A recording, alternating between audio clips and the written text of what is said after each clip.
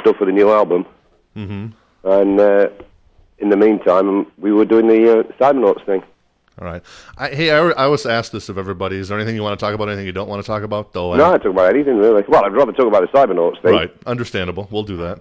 So, this is actually a little recorded shtick, so you have to bear with me. What I usually say at the beginning of it is, I say, and the big show continues. It's Joe Elliott from Def Leppard and also from the Cybernuts now. How you doing?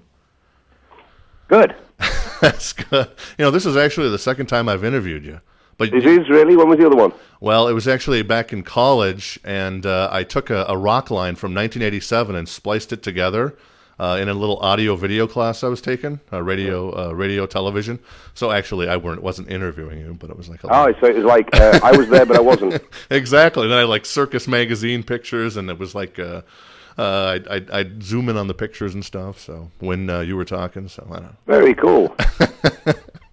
But anyways, like I told you a little bit before we started, I'm a big fan. Have been. I love you guys, and so there you go. That's good news. Thank you. Appreciate it. You've got a little side project going, the Cybernuts, huh?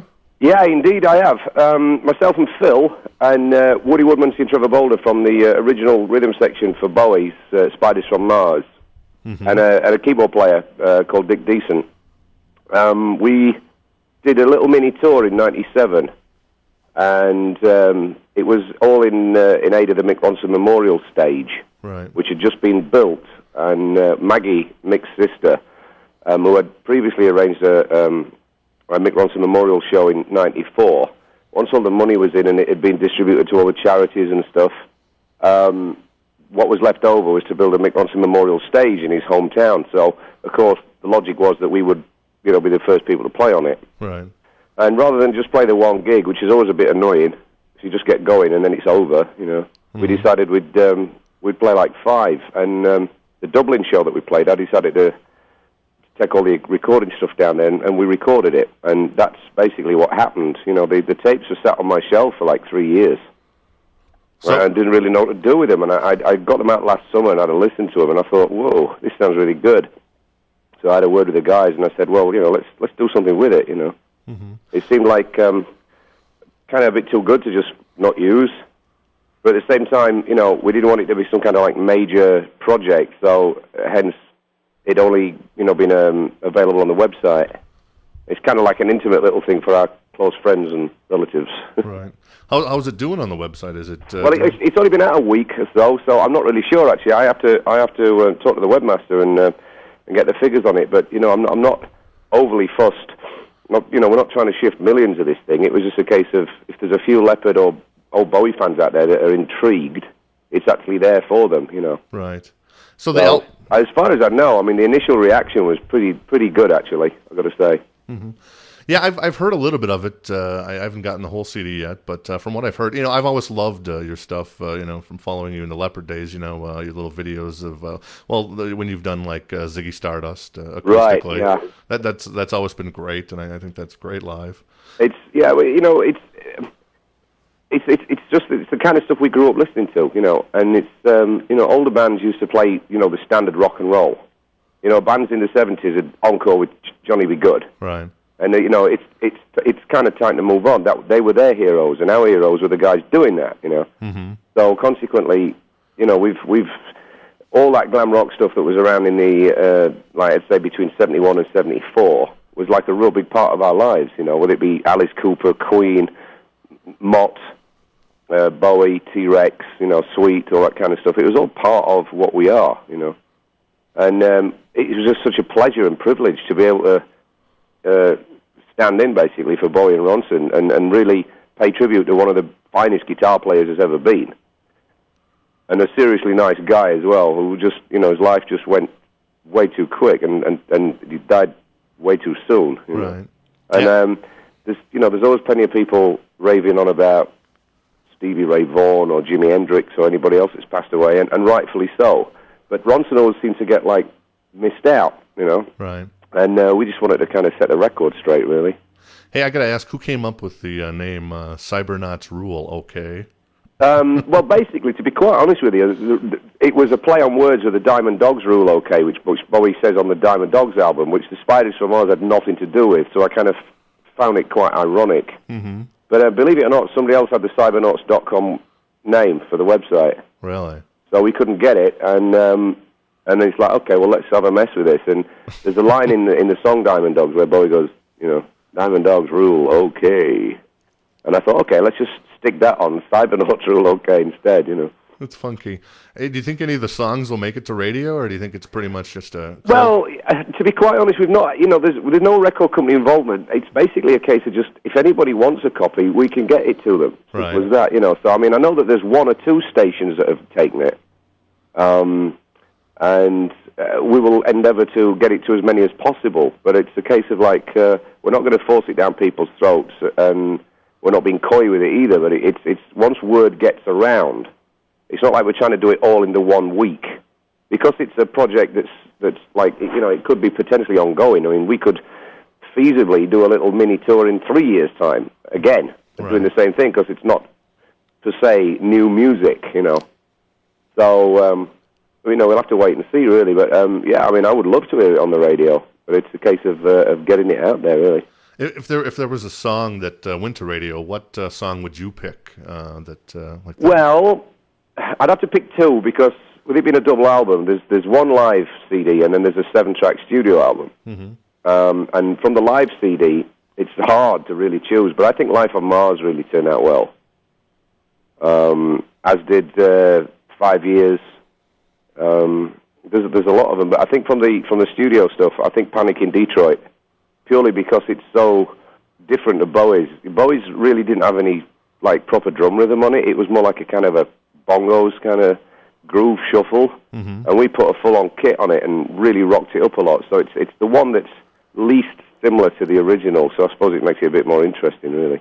But also Moon Age Daydream, Phil's showcasing of Mick Ronson's style is so good. I mean, he sounds like Ronson. He kind of almost took all the Phil Collin out of himself and just became Ronson for the gig, and the studio sessions. And we went down to Japan in January to do 4 shows, because Japan is the only place where it was actually released officially, and that's where we recorded the 3 extra studio tracks, because we did 4 back in '97 on the day off.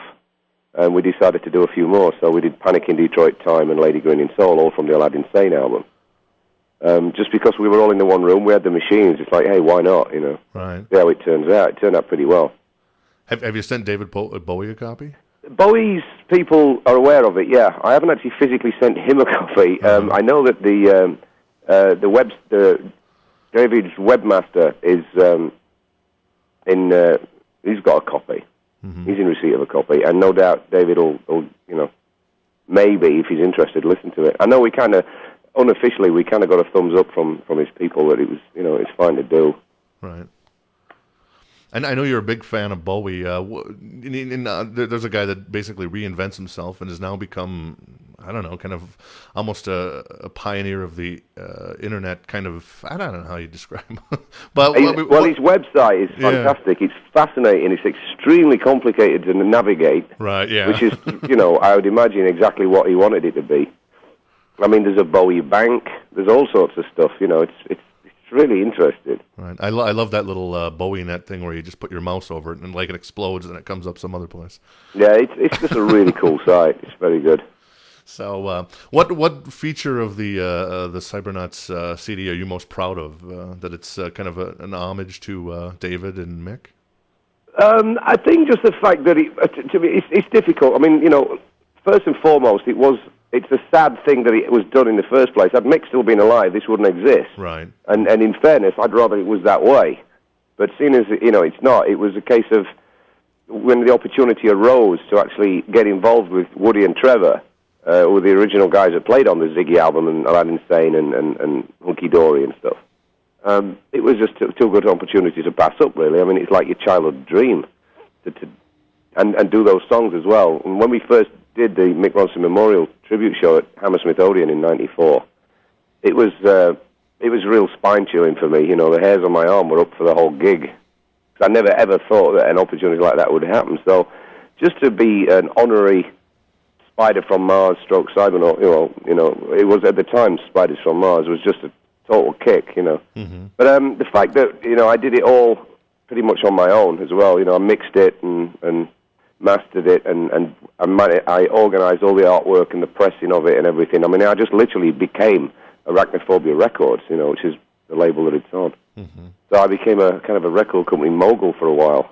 It's kind of like I don't really want to do, but again, because it was, like I said, it was, in our eyes, it was deemed to be. I didn't want it to just kind of completely go under the radar, but at the same time, I didn't want to be up on top of the mountain with it, where it's just going to, be maybe critiqued too seriously by people.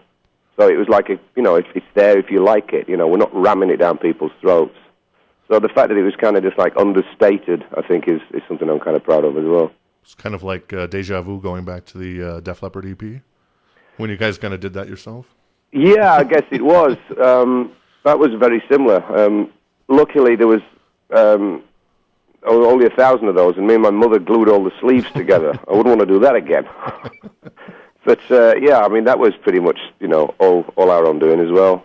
Speaking of a lot of these songs like Ziggy Stardust and like When Saturday Comes, do you think we're ever going to see a Def Leppard box set with like a whole lot of rarities like that? And maybe I would like to think so, yeah. People keep trying to talk us out of the box set because, the powers that be keep saying, well, nobody really buys them, Right. Even the most popular artists like Clapton, Rod Stewart, Crosby, Stills, Nash & Young, you just keep seeing them in the bargain bins with their shrink wrap still on. Right. I'd like to think that we'd do it, but, maybe again it would be like a limited edition thing or something, I don't know. Right. It would seem a bit of a shame not to kind of, at least maybe on the 25th anniversary, do something.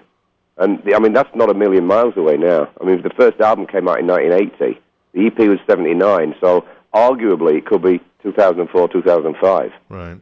And I don't see why not. I mean, there are, a bunch of things knocking around that didn't make retroactive, which was pretty much tidying up the past. Right, true. There's things like Elected, Little Wing, Carlos Get What You Want, When Saturday Comes, Jimmy's Theme.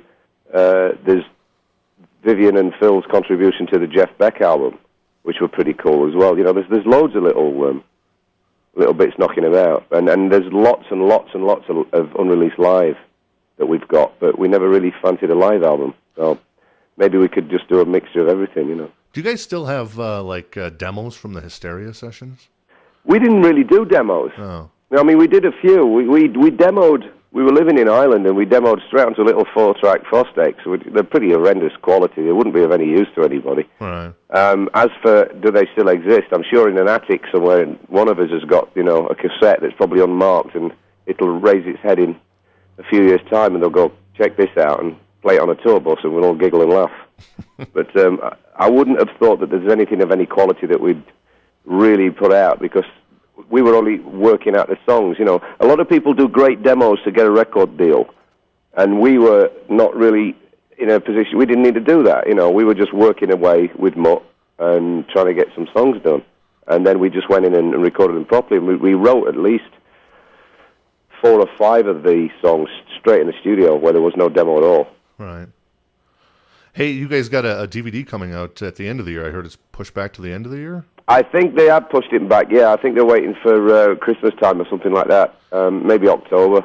It's not going to be that long away. Are there going to be any additional special features besides... I know there's going to be an audio commentary. Yeah, we've all done one. Everybody except Rick did an audio commentary. I did the very first one because I was the one that was kind of... There's only really me and Sav been there from the very, very beginning, and Rick, really. So it made sense. I did the first one. Sav did the live one. Vivian did Video Archive because he's done pretty much everything on that, so he could actually participate in it. And Phil did Visualize. And so there's an audio commentary on every one of them. Plus, we'll have the bonus tracks from the Slang and the Euphoria sessions, the videos rather. So you'll have videos for Slang, Work It Out, All I Want Is Everything. And from Euphoria, you'll have Promises and Goodbye. Mm-hmm. So they'll be on there. Cool. It'll be literally everything we've ever done will be available. Hey, you mentioned the 25-year anniversary. Speaking of that, the Rock and Roll Hall of Fame. There's a lot of artists that kind of in the heavier mold. Now, you guys aren't so much heavy, but you're kind of more middle of the road when it comes to rock. Like AC/DC and Black Sabbath, who aren't there. What are your thoughts on that, and what do you guys think? Well, I find it typical. Right. I think that this kind of music, there's only very few that get through on the, we can't really take them seriously, can we? Aerosmith would be one that they do take seriously because they're still active. Right. I don't even know whether the Zeppelin are in it yet. I'm sure they are, but they'd be another one that would be, deemed cool enough. But I'm sure that there's many a bands that we could name that would be arguable as to whether they deserve to be in. There's Uriah Heep, there's Grand Funk Railroad. I mean, Creedence Clearwater Revival. I don't even know if they're there. There's a lot of great bands and there's a lot of bad ones, and they don't just put you in just willy-nilly just because you happen to be 30 years old. Right.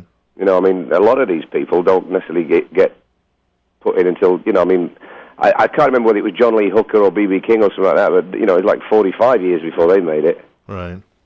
So what worries me about that is to not see a band like Black Sabbath or AC/DC, and that almost worries me that you guys might be passed over too.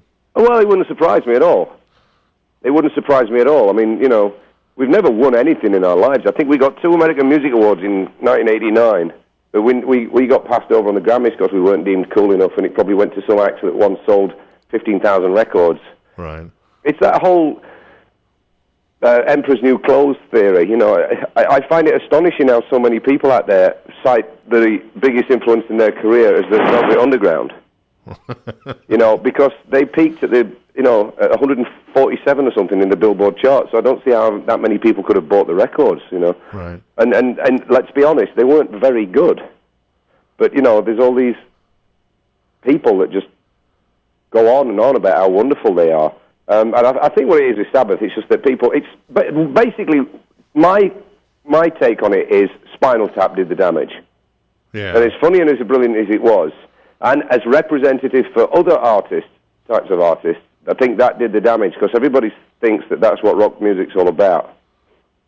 I saw an interview where Tom Waits said he can't watch it anymore because it's too close to his life. But I bet you Tom Waits gets in the Hall of Fame. Yeah. Yeah. But I don't get upset about it. There's no point. I mean, look, you're in, you're out, you're out. We got this star on Hollywood, on Sunset Boulevard last year. Right. So that was nice. And Brian May inducted us into that. I see Queen got in, which is, I think Queen were in. That might have been the one in Cleveland, actually. Right. But because they've not been around 30 years anyway. Right. But I don't know. I don't worry about it. I'm more interested in making new music, not kind of worshipping the past. Right. I know there's a lot of young bands, though, that I've talked to that have mentioned you guys as an influence, like Three Doors Down and Fuel, and I know Creed has said that they're really influenced by you guys. And that whole kind of return to rock, which is good to see.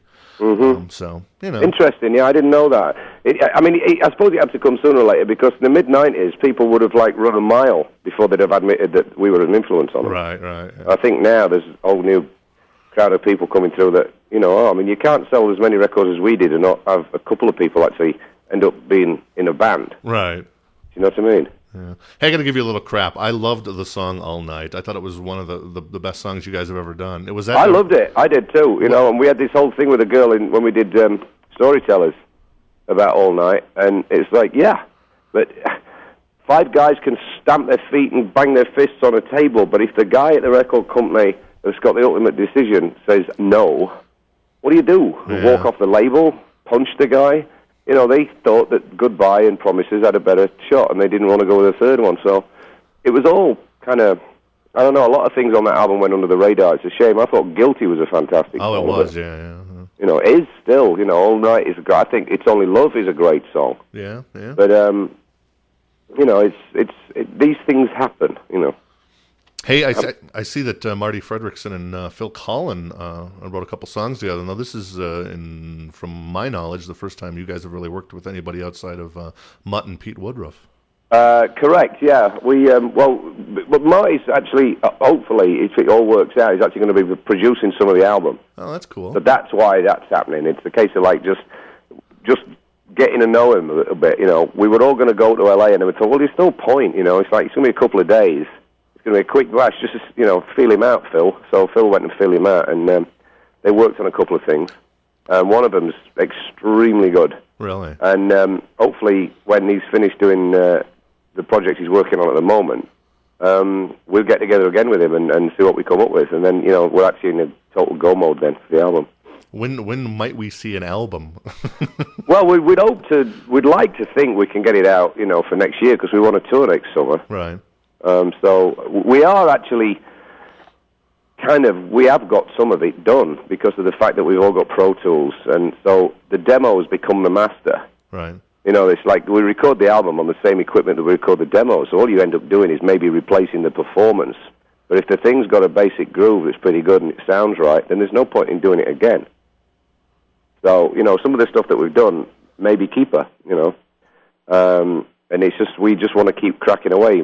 Everybody's after that perfect song, and I don't think we've ever written it yet, but you keep trying, and we just need more new material. Right.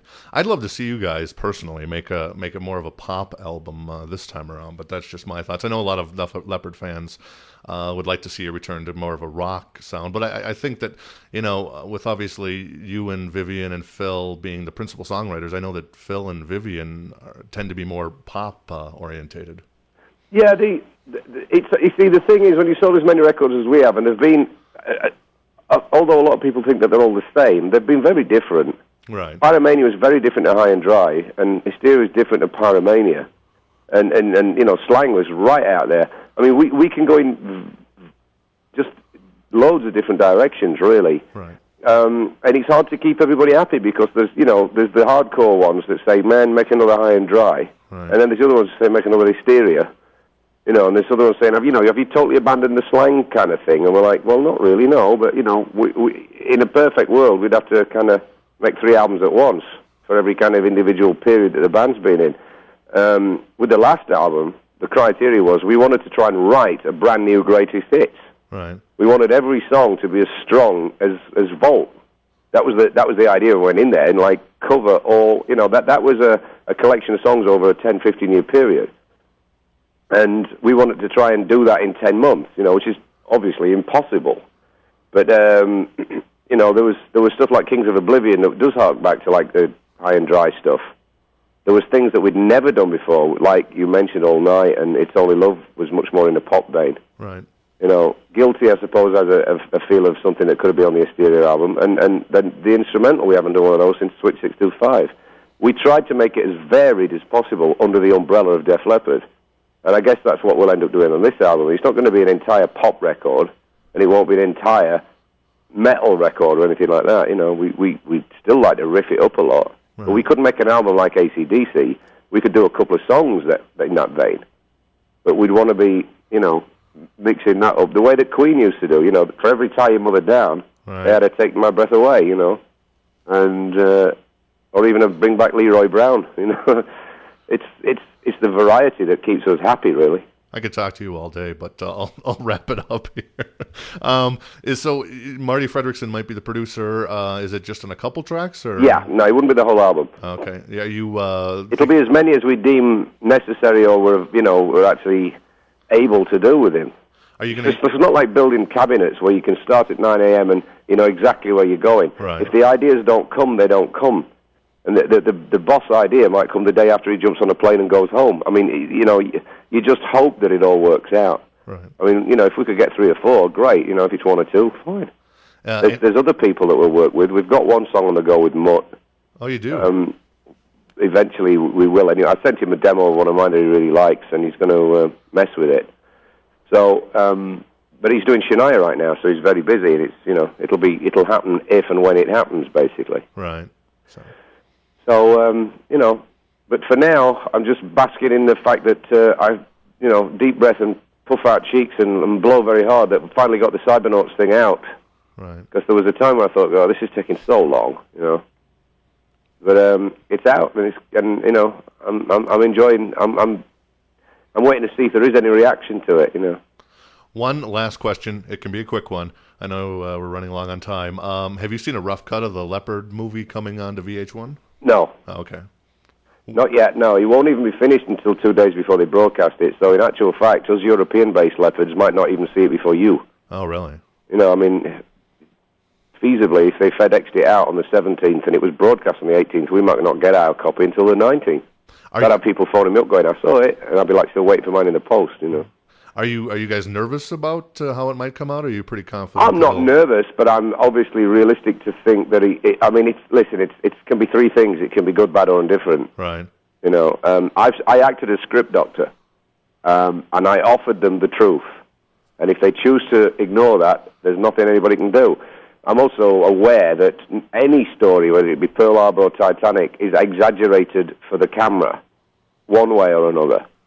They invent characters that were never on the boat or never in a plane, and there may be characters in the film that didn't exist, or they may have side projects. I mean, I even mentioned to him, I said, look, you know, if it keeps it more interesting that me and Sav run an emu farm in Ireland, you know, so what? That doesn't really bother me, but what did bother me is like the original script had Phil in the band for the High and Dry tour.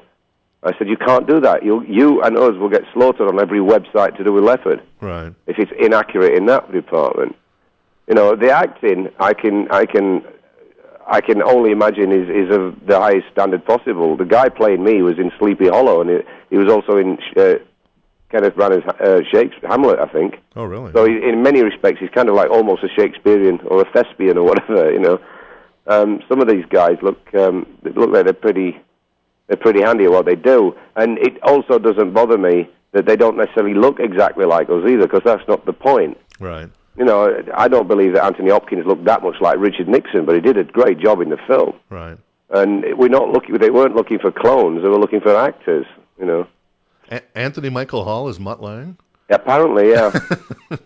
That should be fun. So yeah. And good luck with the Cybernuts project. Thank you. And continued success with Leopard. And I love you guys. And thank you very much. All right, take care. Appreciate it, but thanks, mate. Bye-bye. Bye-bye.